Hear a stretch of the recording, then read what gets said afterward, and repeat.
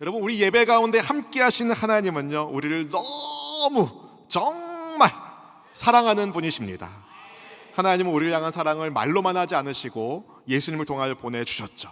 생명을 다한 사랑을 하나님께로부터 받은 우리는요, 오늘 마음과 뜻과 정성을 다해서 우리도 하나님을 사랑한다는 예배를 올려드리기를 원합니다.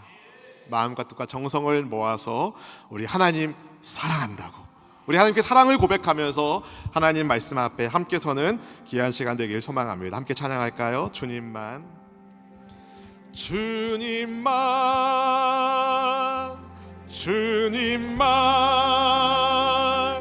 주님만 사랑하리. 나의 왕, 나의 주님, 주님을 더욱 알기 원해. 나 주님께 오직 주께 경배하네.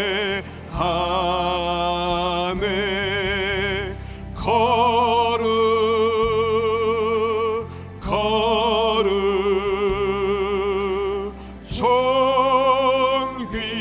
존귀하신 주, 주님 사랑합니다. 사랑합니.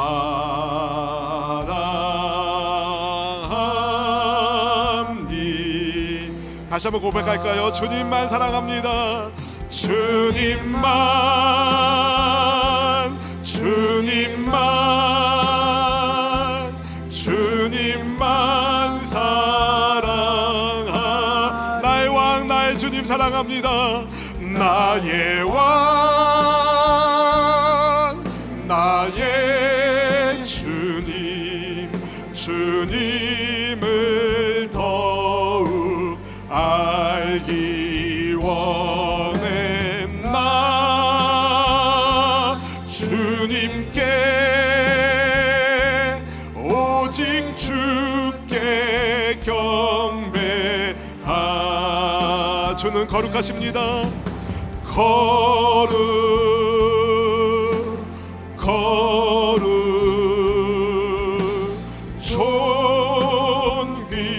존귀하신 주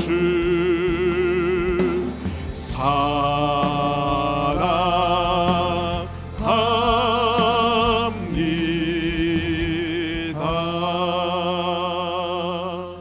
주님 사랑합니다. 주님 찬양합니다. 하나님의 가족으로 우리를 불러 모아 주셔서 하나님을 아빠 아버지라 부르는 구원의 큰 복을 주신 것 감사드립니다. 하나님의 자녀들이 함께 마음을 모아 우리 아버지께 영광 올려드리는 진정한 예배 드리기를 원하오니 주님께서 우리 마음의 중심 가운데 강력하게 임재하여 주셔서 하늘의 큰 은혜가 부어지도록 인도하여 주시옵소서. 이 시간 우리의 마음의 문을 활짝 열어 성령 하나님을 환영하며 인정하며 모셔드립니다. 하나님의 영광 중에 거하는 주의 백성들 영혼이 잘됨같이 범사가 잘되고 강건한 복을 더하여 주옵소서. 주님, 부족한 이 종의 입술을 성령께서 붙잡아 주시고 생명의 하나님의 말씀이 온전히 증거되어 있을 도록 능력의 팔로 붙잡아 주시옵소서. 말씀 앞에서 주님께 영광 되기를 소망하오며 우리 예배 공동체의 주인 되시는 우리의 왕 그리스도 예수님의 이름으로 간절히 축복하며 기도하옵나이다. 아멘. 할렐루야. 5월을 가정의 달이라고 말합니다. 5월 5일은 어린이날, 5월 8일은 어버이날, 5월 15일은 스승의 날, 5월 21일은 부부의 날 해서 가정의 달 행사가 5월 달에 많이들 잡혀 있으실 것 같은데요. 가정의 달 5월을 코앞에 두고 있는 우리 수원수목교회 교회 공동체는 여러분 가정을 새롭게 하기 위한 가정 예배 캠페인을 준비하고 있습니다. 그 영상을 지금 여러분에게 보여드리도록 하겠습니다. 가정 예배 캠페인.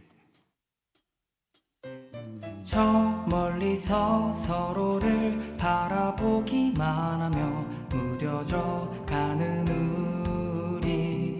자 이제는 한 발짝 내디뎌 보려 하네. 가정의 예배로 귀하고 귀하다. 우리 어머니가 들려주시던 즐겁게 듣던 말 이 책 중에 있으니 이 성경을 이 예배를 이 가정 사랑합니다. 가정 예배 함께해요.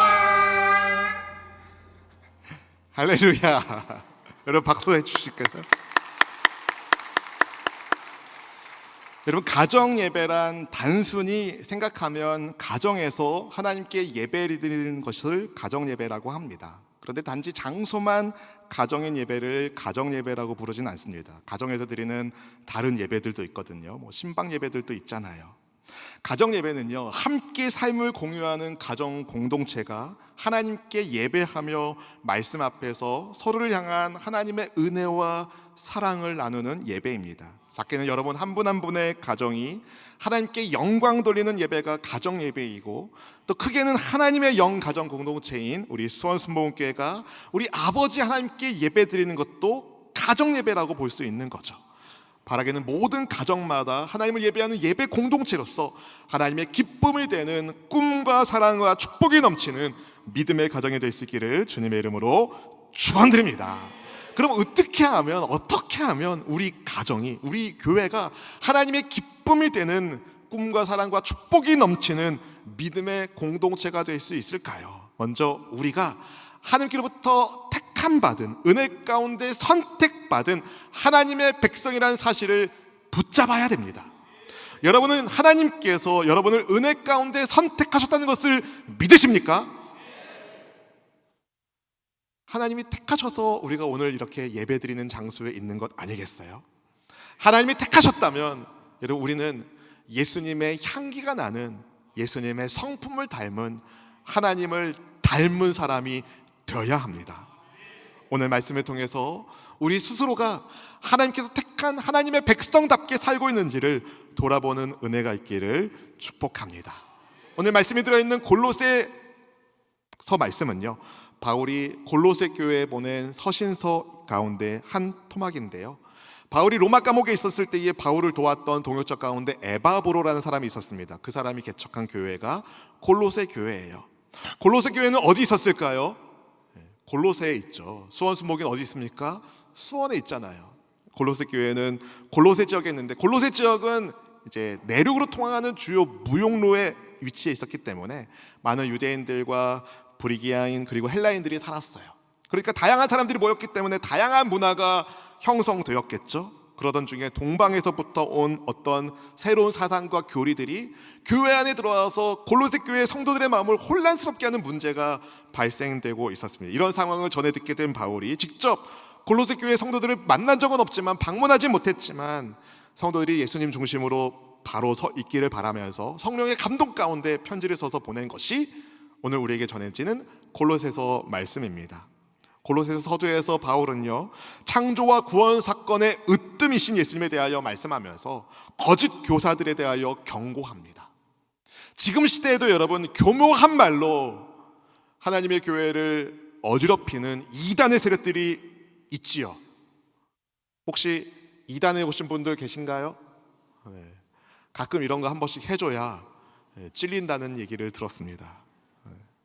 여러분, 바라기는 오직 예수님 중심으로 우리를 영생에 인도하신 오직 예수님과 하나 된 성도로 주님과 더불어 살아가는 저 여러분들 에게 주님의 이름으로 축원드립니다. 바울은 예수님 외에 다른 것들을 주장하는 거짓 교사들에 대하여 경고하면서 속지 말라고 당부하면서 예수님과 연합한 성도로서 하나님의 진노를 불러일으키는 죄의 소욕, 땅에 있는 지체를 죽이라고 강조합니다. 골로새 교회 성도들과 마찬가지로 여러분, 우리도 우리의 죄를 위하여 십자가 위에서 죽으시고 다시 살아나신 예수님을 나의 구원자로, 나의 주님으로 믿는 성도입니다. 예수님 안에서 새 사람 된 우리는요, 땅에 있는 지체, 곧 옛 죄인들의 모습으로 살지 말고 창조주 하나님의 회복하게 하신 형상을 따라서 주 안에서 늘 새롭게, 주 안에서 끊임없이 새로워지는 존재로서 하나님께서 택한 거룩한 백성으로 성도답게 살아야 합니다. 그럼 어떻게 하나님께 택한 성도로서 하나님의 기쁨이 될 수 있을까? 본문 12절 말씀 같이 함께 읽어보실까요? 그러므로 너희는 하나님이 택하사 거룩하고 사랑받는 자처럼 긍휼과 자비와 겸손과 온유와 오래 참음을 옷 입고. 아멘. 긍휼로 번역한 헬라어를 직역하면 궁휼한 마음이죠. 다른 사람의 처지를 이해하고 불쌍히 여기는 마음이 긍휼입니다.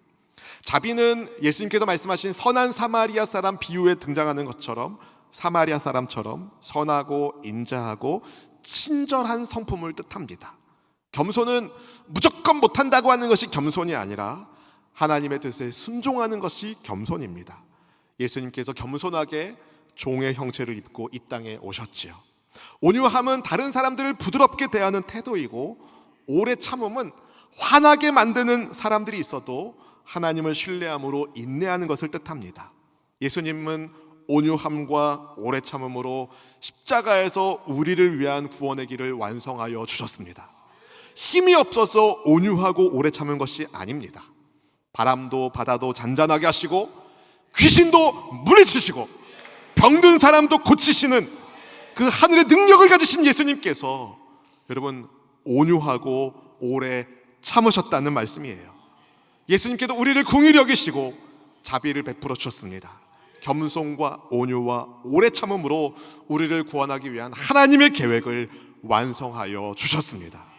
긍휼, 자비, 온유, 겸손, 오래 참음의 이 모든 성품을 가지신 예수님, 그분이 우리 안에, 우리가 그분 안에 거하는 성도 아닙니까? 그렇다면 우리도 역시 예수님과 연합한 성도로서 긍휼과 자비와 겸손과 온유와 오래 참음의 옷을 입고 있어야 합니다. 예수님과 연합하고 있기 때문에 주님의 성품을 닮아야 한다는 거죠. 그런데 예수님과 연합한 우리가 긍휼과 자비, 겸손, 온유, 오래 참음의 성품이 나타나지 않는다면 뭔가 문제가 있는 것 아니겠습니까? 바라기는 예수님의 성품을 닮은 하나님의 택함 받은 성도의 삶을 살아갈 수 있기를 주의 이름으로 축복합니다. 예수님께서 우리를 대해 주시는 것처럼 우리도 우리 주변의 다른 이웃들을 그렇게 받아 주셔야 합니다. 하나님께 택한 사람, 거룩하고 사랑받는 성도들이 어떻게 사는지에 대하여 바울이 본문 13절에서 이렇게 말씀하고 있죠. 함께 읽어보실까요? 누가 누구에게 불만이 있거든 서로 용납하여 피차 용서하되 주께서 너희를 용서하신 것 같이 너희도 그리하고.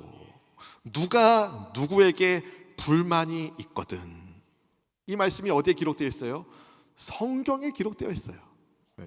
불만이 없는 공동체가 없다는 것을 말하죠. 왜요? 모든 사람이 다 죄인이잖아요. 죄인들이 모였는데 어떻게 불만이 없겠습니까?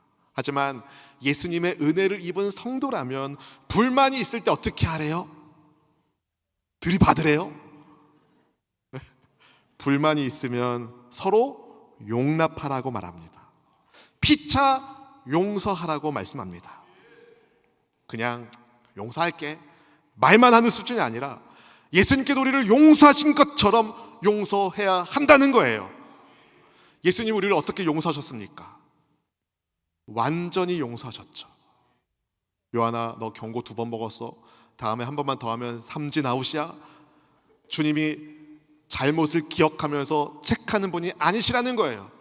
용서하셨으면 기억하지도 않으신다고 성경이 말씀하고 있잖아요. 근데 우리가 어떤가요? 그 사람이 나한테 1번 잘못했어요, 2번 잘못했어요, 3번 잘못했으면 이거 봐라, 지금 날 뭘로 보는 거야? 그러지 않으세요? 다음에 한 번만 더 걸려봐라. 다음에 또 한 번 걸려요. 근데 여러분, 우리도 마찬가지 아닙니까? 베드로가 예수님께 물어봤어요. 얼마나 용서해야 됩니까? 얼마나 용서해야 됩니까? 끊임없이 용서하라고 말씀하시죠. 왜요? 우리 예수님이 우리를 그렇게 용서하고 계시기 때문입니다. 주께서 우리를 용서해 주신 것처럼 여러분, 용서하셨으면 기억하지 마세요. 잘잘못 따지지 마세요. 서로를 받아주세요. 주님 우리를 그렇게 받아주셨기 때문입니다. 우리는요 주님 뜻에 순종하면서 우리의 모든 삶이 하나님의 주권 아래 있음을 우리 마음판에 새기고 서로 사랑하면서 살면 됩니다. 본문 14절 말씀 같이 함께 읽어보실까요? 이 모든 것 위에 사랑을 더하라. 이는 온전하게 매는 띠니라. 아멘. 그리스도 예수님 안에서 새로운 삶을 살도록 은혜 가운데 선택받은 우리는요 주께서 우리를 용서하신 것처럼 서로 용납하고 용서하면서 겸손과 온유와 오래 참음과 같은 세 사람의 성품의 사람으로 성장하고 성숙해야 하는데, 이 모든 것을 사실은 사랑으로 하라고 오늘 말씀이 말하고 있어요. 왜냐하면 사랑은 모든 예수님을 닮은 성품을 온전하게 매는 띠이기 때문에 그렇습니다. 우리가 왜 자비를 베풉니까? 궁휼한 마음을 품습니까? 겸손합니까? 왜 온유합니까? 왜 오래 참습니까? 그 동기가 다 사랑에서 시작하는 거죠. 사랑하기 때문에 자비를 베풀고, 사랑하기 때문에 궁휼의 마음을 품고, 사랑하기 때문에 겸손하게 대하며, 사랑하기 때문에 참고, 사랑하기 때문에 하나님 앞에 그렇게 나아가는 것 아니겠습니까? 근데 여러분, 우리가 서로 사랑하는 공동체라면 아무런 문제가 없을까요? 여전히 문제는 있기 마련입니다. 왜냐하면 아직 우리는 이 땅에 살고 있기 때문에 그렇습니다. 세상에 있지만 세상에 속하지 않은 하나님의 백성으로 살기 때문에 우리 마음을 힘들게 하는 일들을 만날 때가 있습니다. 그때 우리는 어떻게 해야 될까요? 한번 따라해 보실까요? 그리스도의 평강으로 살아야 한다. 오늘 본문 15절 말씀을 같이 함께 읽어보실까요? 그리스도의 평강이 너희 마음을 주장하게 하라. 너희는 평강을 위하여 한 몸으로 부르심을 받았나니 너희는 또한 감사하는 자가 되라. 아멘. 그리스도의 평강이 너희 마음을 주장하게 하라. 이것을 세번역 성경은요 그리스도의 평화가 여러분의 마음을 지배하게 하십시오라고 번역을 했습니다. 그리스도의 평화가 여러분의 마음을 다스리게 하십시오. 여러분, 바울 사도가 골로새 교회에 편지를 보낼 때에 세계에서 가장 큰 제국이 있었습니다. 어느 제국입니까? 로마 제국이죠. 로마 제국. 팍스 로마나 들어보셨나요? 언젠가 팍스 아메리카나가 무너지고 있다는 신문 기사를 본 기억이 납니다. 세계 경찰 국가를 자처하는 미국의 영향력이 이 아시아 지역에서 줄어들고 있다는 기사였는데요. 이 팍스 아메리카나는 이 팍스 로마나를 이제 본따서 만든 용어라고 할 수 있죠. 팍스는 라틴어로 평화, 평강을 뜻합니다. 로마 제국은요, 로마의 다스림 아래 전쟁 없는 세상을 만들었다고 주장하기 위하여 팍스 로마다라는 선전 용어를 만들어 썼습니다. 근데 여러분, 로마가 전쟁 없는 세상을 만든 방식이 뭐예요? 전쟁이었어요. 전쟁에서 이겨서 그 지역에 전쟁을 없게 만드는 거. 그러니까 무력으로, 폭력으로 세운 평강이 팍스 로마나입니다. 이 팍스 로마나와 완전 정반대되는 개념으로 평화를 이루는 분이 이 땅에 오셨죠. 그분이 우리 구주 예수님이십니다. 예수님께서 그리스도의 평강을 어떻게 이루셨습니까? 팍스 크리스투스, 예수님이 어떻게 이루셨습니까? 힘의 논리가 아니라 자비와 온유와 겸손과 긍휼과 인내로 이루셨죠. 바로 십자가의 사랑으로 이루셨어요.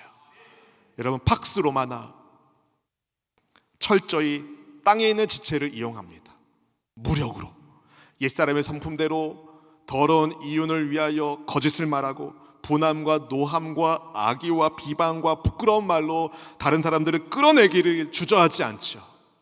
하지만 팍스 크리스투스, 그리스도의 평강은요 세 사람의 성품대로 진리 안에 거하고, 아멘, 긍휼과 자비와 겸손과 온유와 오래 참음으로 서로를 용납하며 사랑합니다. 예수님과 연합한 우리는 팍스 로마나가 아니라 팍스 크리스투스, 힘의 논리가 아니라 사랑의 논리로, 십자가의 원리로 살아야 합니다. 그리스도의 평강이 여러분의 마음을 주장하게 하십시오. 여기서 여러분 주장하다는 말은요, 운동 경기 용어예요. 축구 보고 속상한 분 많으시죠? 주심이 뭐 하는 거예요? 경기를 다스리죠. 멈추게 하고 경고를 주기도 하고 퇴장도 시키는 권한이 누구에게 있어요? 주심에게 있어요. 여러분, 그리스도의 평강이 우리 인생의 주심이라는 거예요. 우리 마음을 그리스도의 평강이 다스리게 하라는 거죠. 어떻게 해요? 하나님께 기도하면서, 하나님께 감사의 기도를 드리면서. 빌립보서 4장 6절 7절 말씀 같이 읽어보실까요? 아무것도 염려하지 말고 다만 모든 일에 기도와 간구로 너희 구할 것을 감사함으로 하나님께 아뢰라. 그리하면 모든 지각에 뛰어난 하나님의 평강이 그리스도 예수 안에서 너희 마음과 생각을 지키시리라. 아멘, 아멘. 여러분, 하나님께 드리는 감사의 기도가 우리 마음에 평안을 준다고 말씀하고 있지 않습니까? 하나님의 평강이 예수님 안에서 우리 마음과 생각을 지켜주신다고 약속하고 계셔요.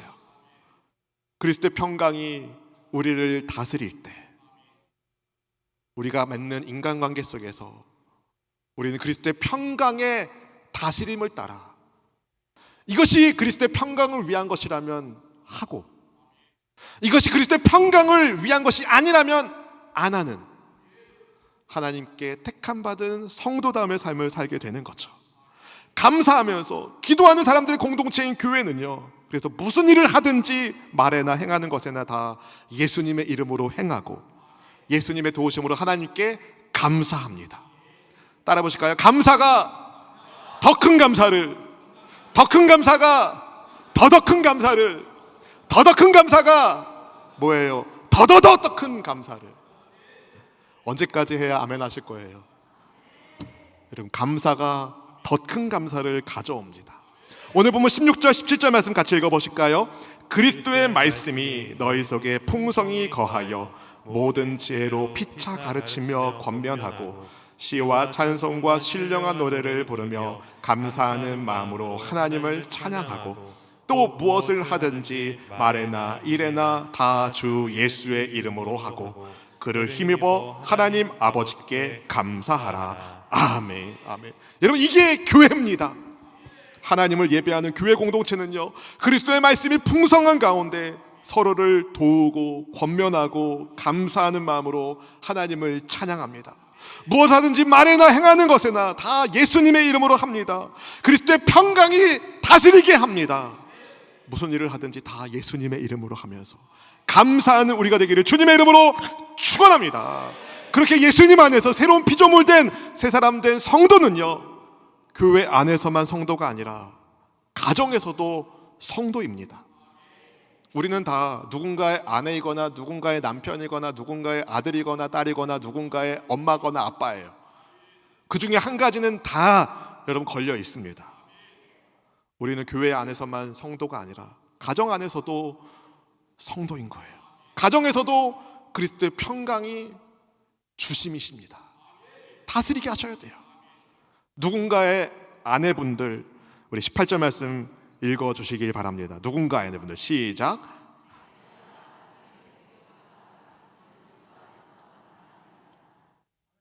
왜 아멘 안 하세요? 아멘. 여러분, 이 말씀을 잘못 오해하면 남편들이 봐봐, 오늘 목사님께서 남편에게 복종하라고 했잖아. 응? 복종하세요.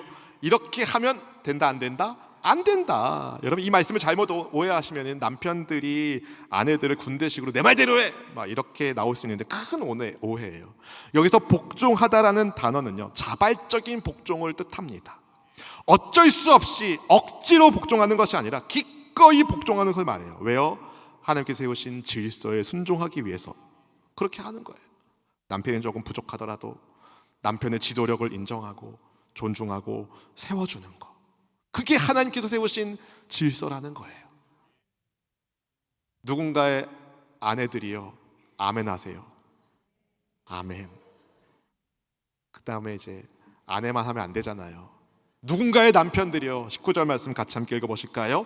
남편들아 아내를 사랑하며 괴롭게 하지 말라. 아멘.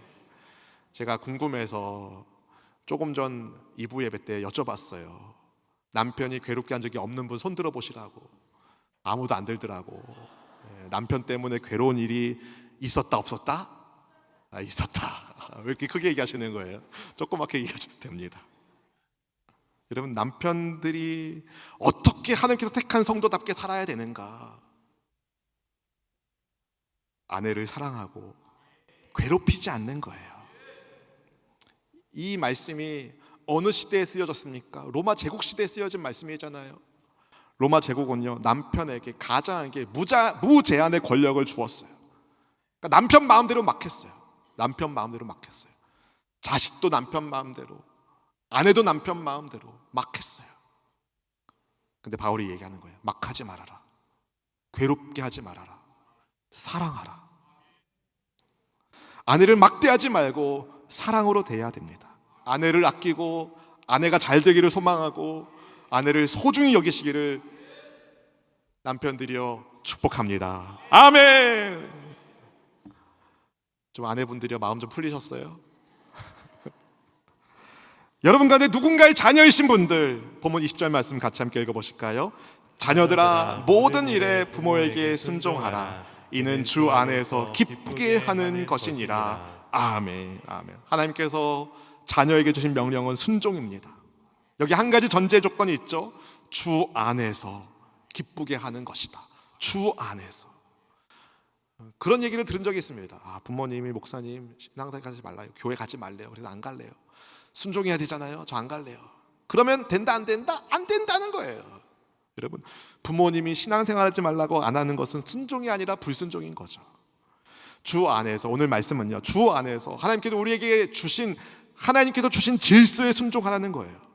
부모님의 권위에 순종하는 것이 주님을 기쁘시게 하는 하나님께서 택한 성도의 삶이라는 것을 말씀하는 겁니다.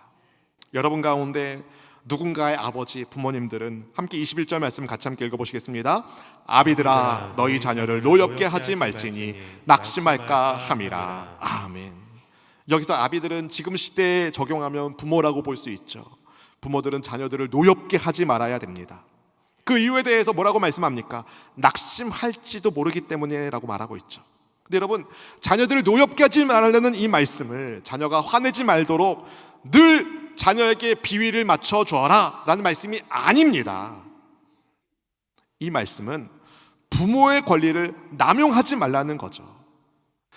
바울 시대, 로마 제국 시대에 아버지가 자식들을 마음대로 했거든요. 물건처럼. 그러지 말라는 거예요. 부모의 권리를 남용하지 말아라. 자녀는 부모의 소유물이 아니라 하나님께서 부모에게 잠깐 맡기신 하나님의 소중한 존재라는 것을 잊지 말고, 여러분의 자녀들을 누구에게 맡기겠어요? 믿는 사람에게 맡기잖아요. 하나님께 물론 맡기지만 여러분이 어디 출타를 멀리 하게 되면, 여러분 자녀들이 어리면 누구한테 그 자녀를 맡겼어요? 믿는 사람에게 맡기는 거잖아요. 하나님께서 여러분에게 그 자녀를 맡기신 것은 여러분을 믿어서 맡기신 거예요. 주의 교훈과 훈계로 양육할 것을 믿어서 맡기셨다는 거죠.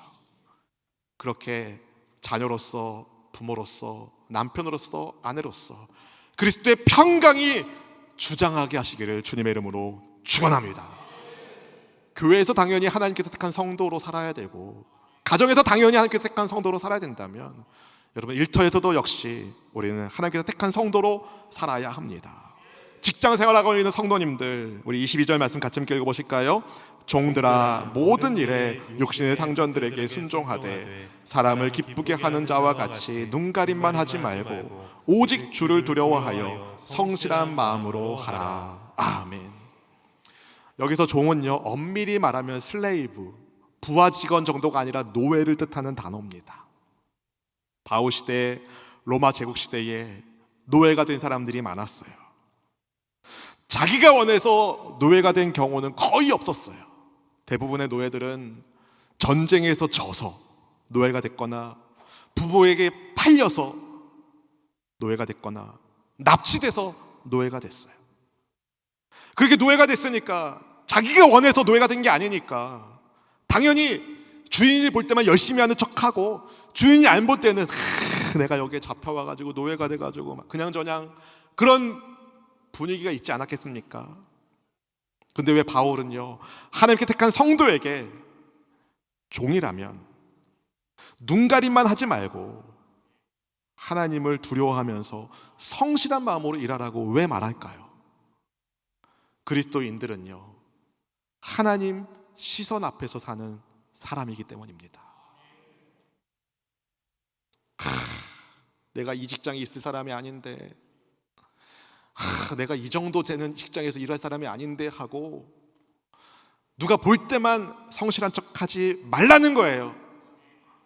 하나님께서 나를 보내셨다는 마음을 가지고 주님 앞에서 성실하게 일하라고 말하는 겁니다. 오늘 말씀을 여러분, 그런데 다른 사람들을 판단하고 정죄하는 말씀으로 받지 않기를 바랍니다. 거봐, 목사님 말씀 못 들었어? 나한테 잘해, 이렇게 하는 순간 여러분이 이미 그리스도의 평강이 주장하는 환경과는 멀어지고 있는 거예요. 오늘 말씀은 저를 통해서 우리에게 주신 말씀은 상대방을 평가라고 주신 말씀이 아니라 우리 스스로를 돌아보고 그리스도의 평강이 주장하고 있는지, 가정에서, 일터에서, 교회에서 그리스도의 평강이 주장하고 있는지를 살펴보라고 주신 말씀입니다. 여러분, 그리스도의 평강이, 팍스 크리투스, 그리스도의 평강이 여러분의 마음을 다스리게 하십시오. 우리 가정에서 그리스도의 평강이 중심되는 선택을 하시고, 우리 일터에서 그리스도의 평강이 주장하게 하시고, 하나님께 택한 성도로서, 예수님 닮은 성품의 사람으로서 주님을 예배할 때뿐만 아니라 교회 안에서, 직장에서, 가정 안에서 늘 하나님의 시선을 느끼면서 우리가 말해나 행하는 모든 것에 있어서 주 예수님의 이름으로 하고 범사에 감사하며 그렇게 살아갈 때에 하나님이 복 주실까요, 안 주실까요? 물어보는 제가 미련한 사람입니다. 여러분, 그리스도의 평강이 주장하는 인생, 어떻게 하나님께서 들어쓰실지 기대하고 하나님 나라의 영광을 올려드리는 저와 여러분 되시기를 주님의 이름으로 축원합니다. 우리의 삶이 주님의 역사가 되기를, 우리가 속한 이 땅이 주의 나라가 되기를 사모하는 마음으로 함께 찬양 고백하겠습니다. 내게로부터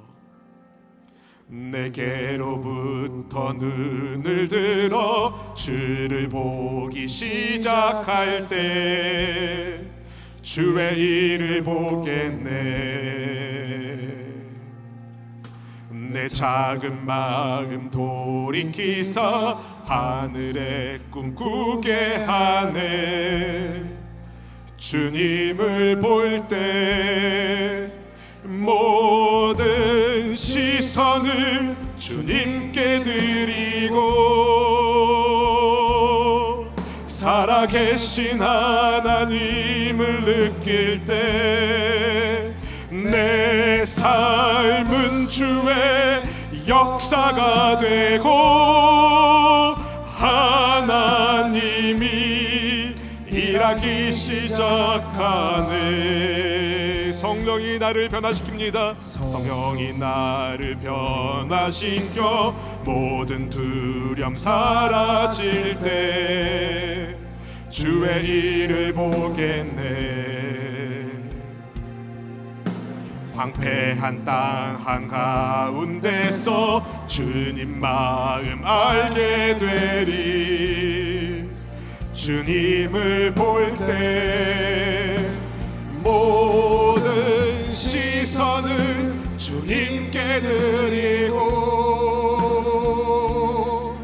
전능하신 하나님을 느낄 때 세상은 주의 나라가 되고 하나님이 일하기 시작. 모든 시선을 주께 드리고 모든 시선을 주님께 드리. 살아계신 하나님을 느낄 때 살아계신 하나님을 느낄 때 내 삶은 주의 역사가 되고 하나님이 일하기 시작하네.